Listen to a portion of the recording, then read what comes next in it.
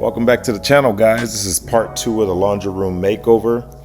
You already saw the first portion. If not, go back and check that video out.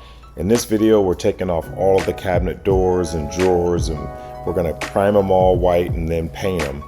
That countertop is coming out. All of that's coming out, so we can basically upgrade this. So that's what you see here. It's just a little bit of primer being added. We're going to put the butcher block countertop in to kind of match that folding shelf we have over the washer and dryer. First thing we need to do is remove that backsplash that they have behind that. You're going to damage the drywall, so be prepared to take care of that. And once you're done adding the new drywall in, you can use a texture spray to kind of hide the ugly, make it all blend in just nice. And after that, voila, looks as if it never happened.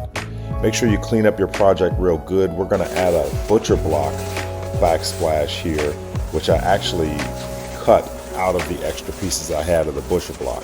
So this worked out pretty well. Use a little bit of Gorilla Glue and attach that. That thing is pretty much permanent.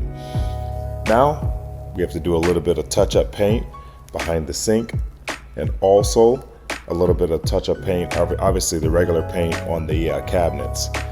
The end result came out amazing. Very, very happy with it.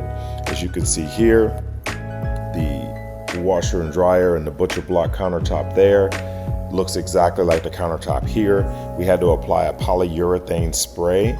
That way you could definitely protect it, and you could see that nice shine. So that'll make that butcher block last a long time. Looks really, really good. Very happy with it. Thanks for watching, guys. Tune in to see more of my amazing videos.